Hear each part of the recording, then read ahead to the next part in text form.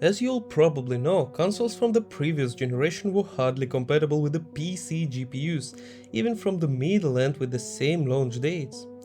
Moreover, speaking of legendary GTX 1060, in some ported games it can double or even triple the performance of PS4 in some cases. And even this scenario of comparison is not the worst, because PS4 was a technical masterpiece in comparison to Xbox One.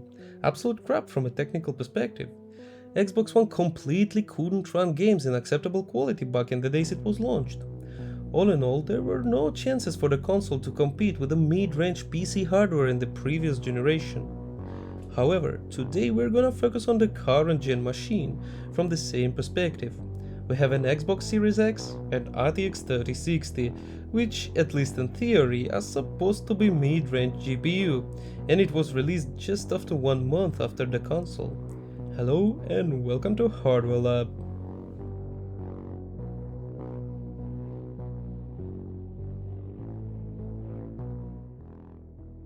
So we'll take a look at the performance of this GPU and compare it to what Xbox offers using the post-analysis instrument known as TR-Drop. On the PC side, we will also use MSI Afterburner to check if we are truly GPU limited, and we have some unused VRAM. Data about the console settings were taken from Digital Foundry, Select From, and Analyze the Bits. One more thing to be mentioned is that the range of frame rate analysis was capped at 60 frames per second, which means the indicator won't show anything above 60, or in some cases 59 or 61. This was done for better results comparability. But firstly, let's take a look at the profile specifications of both GPUs.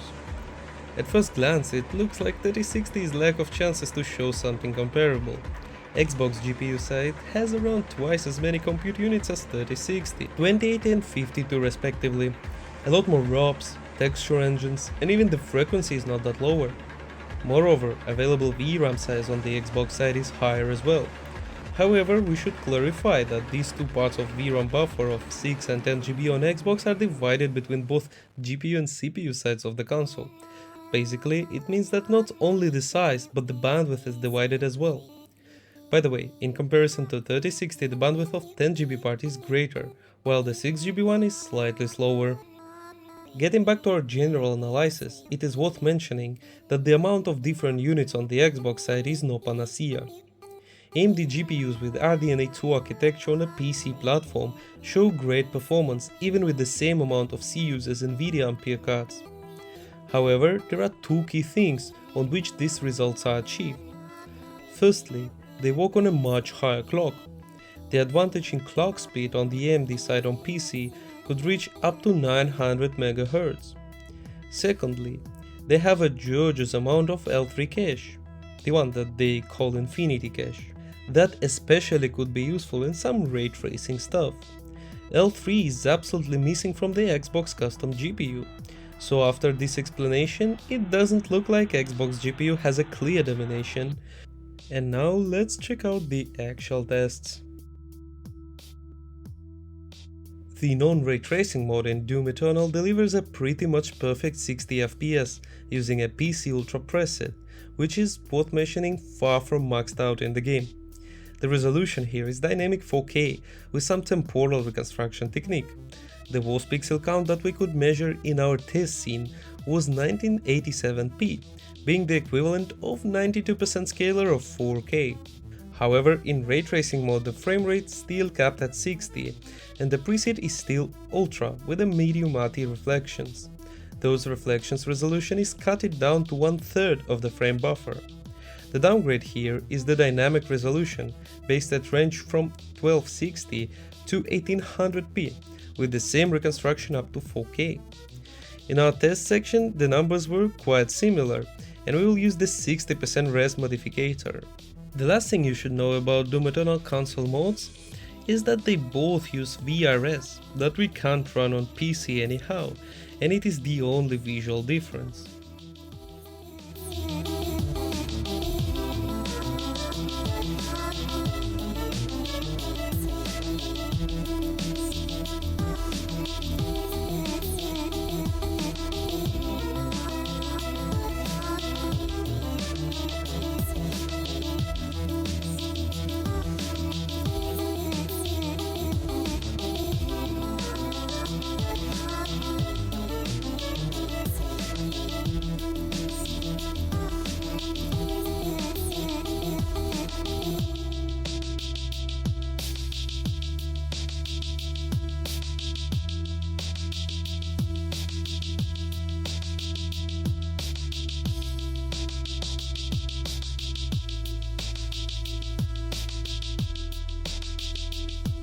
In fact, Doom non-RT results are very stable on both testing systems, and the average frame rate on 3060 is a lot above 60. But minor frame drops are happening here and there, more frequently than the Xbox side.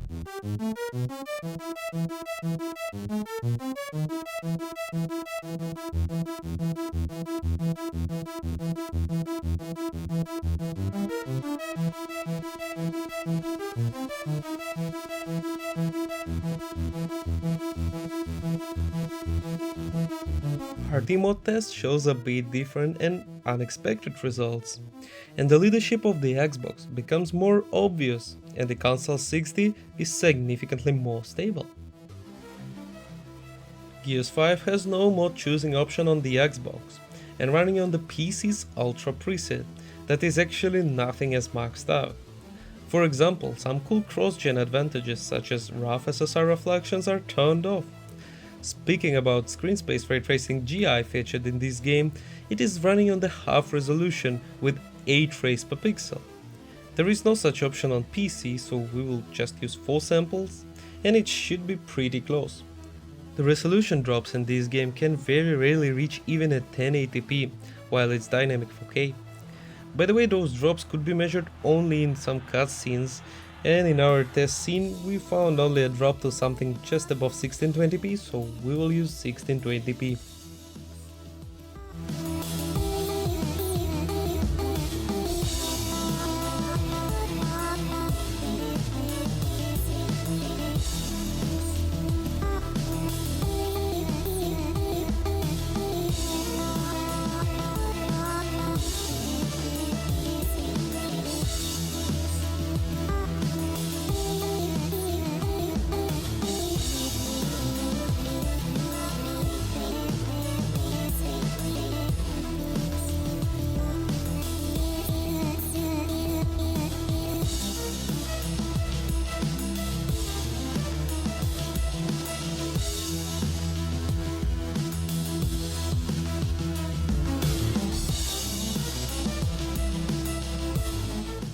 The results here need no explanation, the numbers speak for themselves.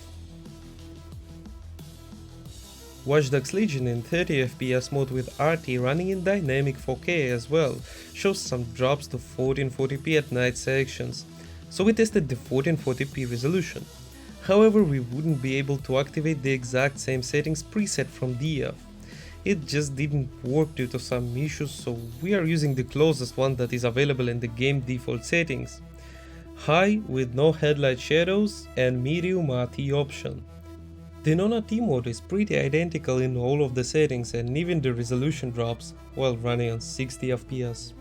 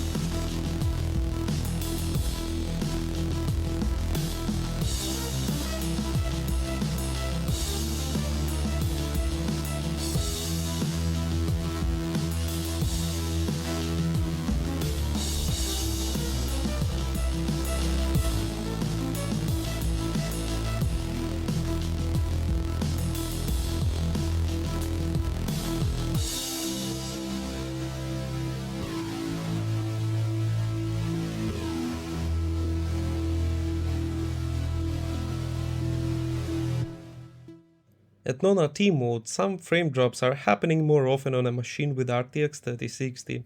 However, they could be connected to our CPU side, which is overclocked Ryzen 3600.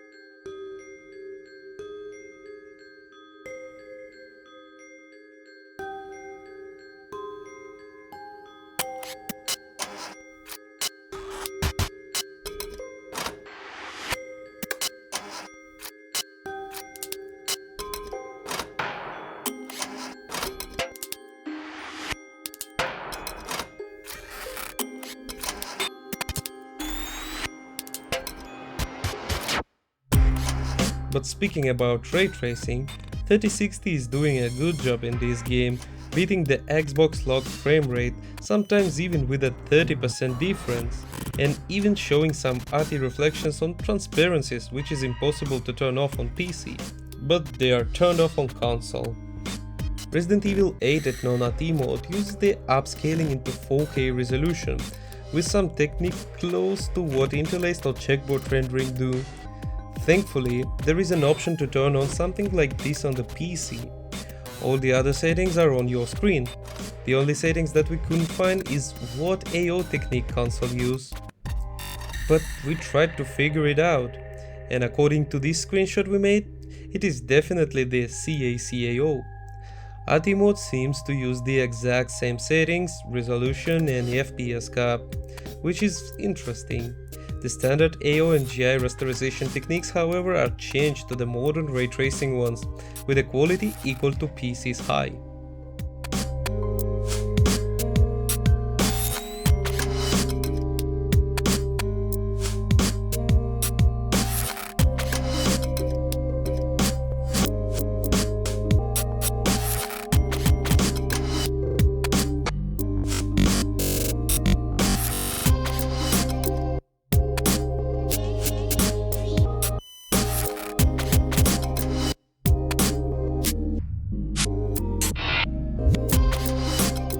Non-RT mode here shows some equal results, but minor drops on 3060 can be found here and there, while Xbox is delivering a perfectly locked 60 FPS.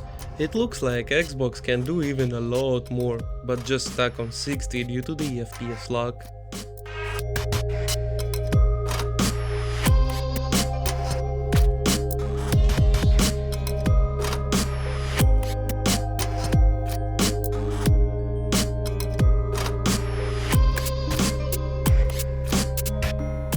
In RT mode, the thing we were speaking about became more obvious. While 3060 cannot deliver 60 FPS, ranging somewhere at mid-50s, Xbox, even with RT, is doing great.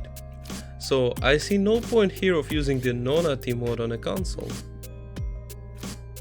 There is not much information about the Assassin's Creed Valhalla quality mode, and we had not enough time to figure out the settings ourselves. So we will check only the 60 FPS performance mode. This mode, as expected, uses dynamic 4K with temporal reconstruction and some rare drops to 1440p. Even while in our test section the drop was not that big, we tested the 1440p res on PC, and these are the settings.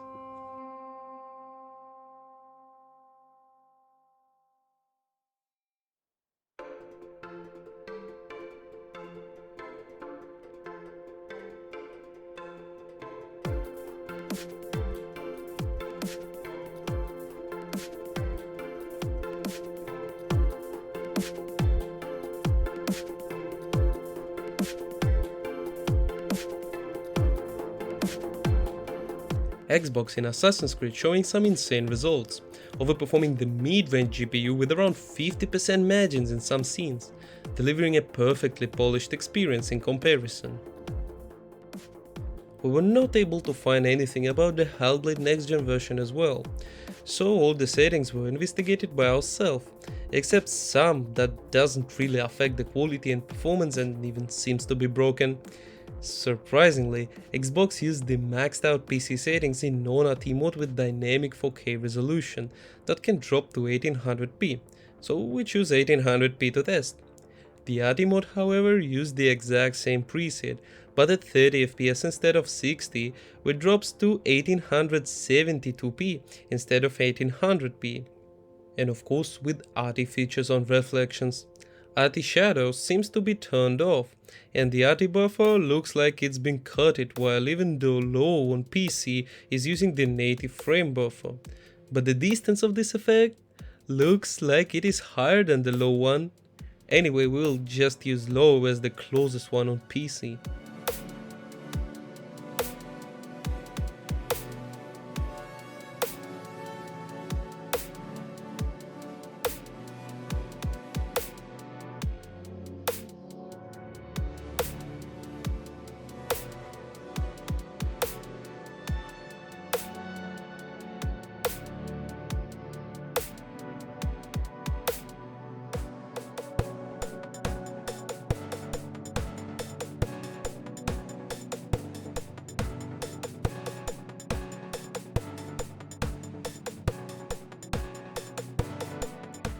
In non-RT mode, 3060 has no chance to reach anything like Xbox Perfect 60. In fact, the results of the RTX card are even worse here than in our previous tested game.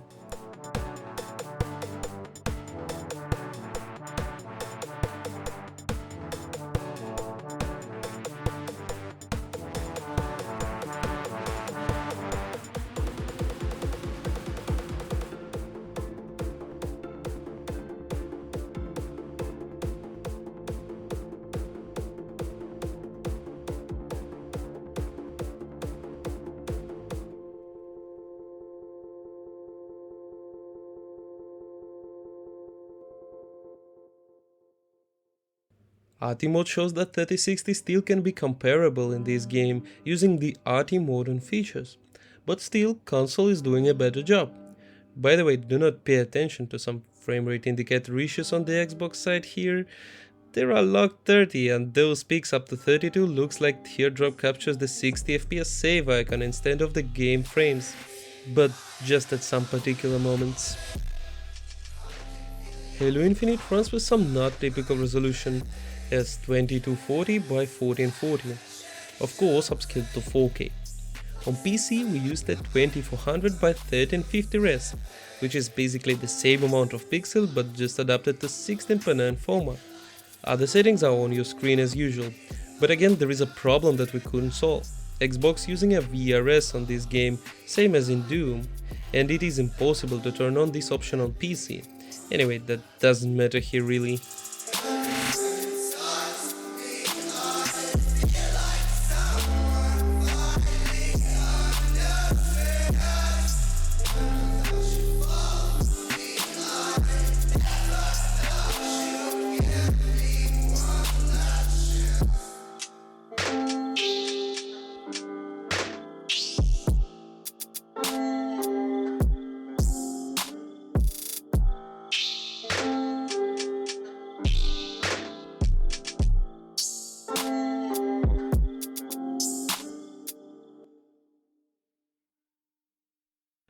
Results in Halo are again not the best for 3060, staring at low 50s, and in the end of the scene, framerate stuck at low 40s, in comparison to a perfect 60 on the console. Forza Horizon 5 is also an interesting case at some point. It uses native 4K at 30 FPS at quality mode, with a pretty great settings, and some of them are even pushed to extreme, which is impressive.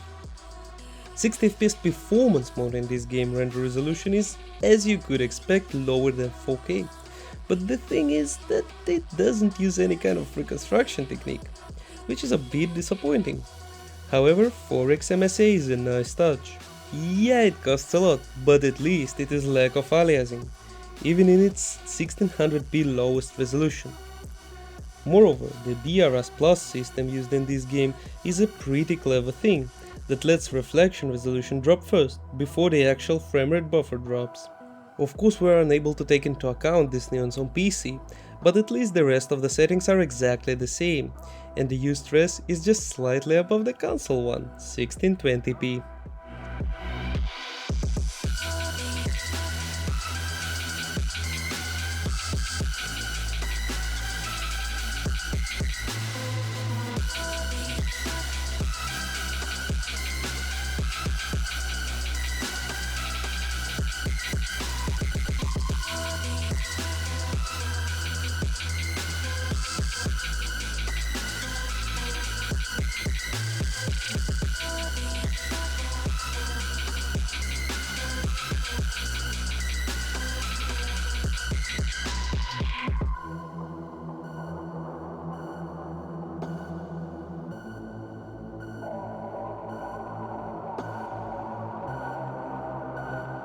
"60 FPS mode in Forza shows slightly better results on the Xbox platform, even when we are not sure that it is using the lowest possible res in these specific moments.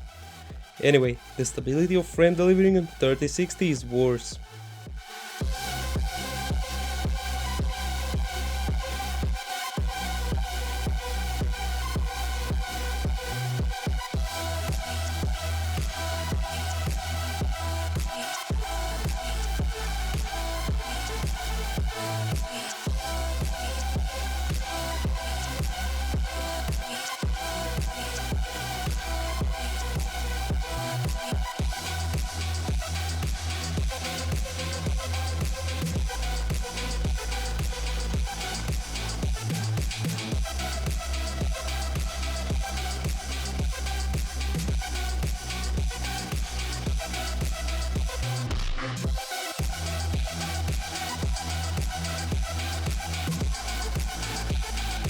30 FPS mode in Forza shows a different thing. RTX 3060 is overperforming the Xbox GPU with some massive advantage. Moreover, Xbox has some frame drops from 30 as well, which means it is showing as good result as possible, and console's resources are 100% involved. So it's a clear win for 3060. In conclusion, all the tests showed really different results due to the architecture and memory subsystem differences, which means we can't speak about any constant level of performance as people usually do. Speaking about the console itself, it looks a lot stronger than any console of the previous generation back in the days, doing some good job in comparison to mid-range GPU. And if we take into account the current prices in the market, Xbox in this gen looks like a worth buying device. Of course, if you're ready to put up with some console restrictions. And that's it for now. Stay up to date with HL.